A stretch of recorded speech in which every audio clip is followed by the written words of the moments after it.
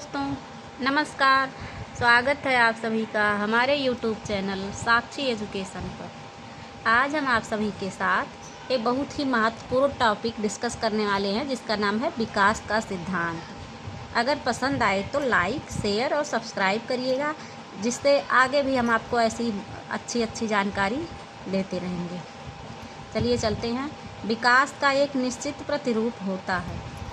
विकास दो तरीके से होता है। नंबर 1 मस्तकाधोमुखी विकास, जिसको सिफेलोकार्डल भी कहते हैं। नंबर 2 निकट दूरस्थ विकास, जिसको प्रोक्सिमो डिजिटल भी कहते हैं।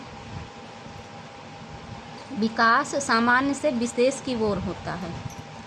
विकास में व्यक्तिगत विभेद रहता है, जैसे हर व्यक्ति का विकास अलग अलग होता है। विकास की गति में तीव्रता व मंदता पाई जाती है। कभी विकास तीव्र गति से होता है तो कभी धीमा। विकास में विभिन्न स्वरूप परस्पर संबंधित होते हैं। विकास की प्रत्येक अवस्था की अपनी कुछ प्रमुख विशेषताएं होती हैं। विकास परिपक्वता और शिक्षण का परिणाम होता है। विकास एक अविराम प्रक्रिया है। विकास के संबंध में भविष्यवाणी की जा सकती है। सततता और निरंतरता का सिद्धांत। समान प्रतिमान का सिद्धांत। मानव की वृद्धि मानव के प्रतिमान के बराबर होती है। अन्य की वृद्धि उनके प्रतिमान के बराबर होती है। जैसे मानव का बच्चा मानव के जैसे बढ़ेगा और गाय का बच्चा गाय के बच्चे जैसा दिखेगा। चक्राकार प्रगति का सिद्धांत। मानव का विकास रेखीय ना होकर चक्राकार रूप में होता है। इसमें निश्चित अवस्था के बाद ठहराव और परिवर्तन होते रहता है। जैसे मानव का विकास एक सीधी रेखा में ना होके ऐसे लीनियर तरीके से नीचे चित्र बना हुआ है, इस तरीके से होता है। कभी कम, कभी ज़्यादा, कभी कम, कभी ज़्यादा। निश्चित अवस्था के बाद ठहराव और परिवर्तन होता है। हर्लॉक के अनुसार मनुष्य का जीवन घंटी की आकृति के समान होता है।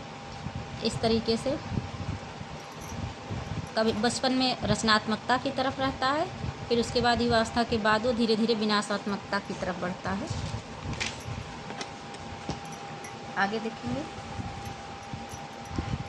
समन्वय का सिद्धांत। जब तक मानसिक और शारीरिक शक्ति का समन्वय नहीं होगा तब तक व्यक्ति का विकास नहीं होगा। शारीरिक मानसिक अंतःक्रिया समायोजन। विकास को प्रभावित करने वाले कारक।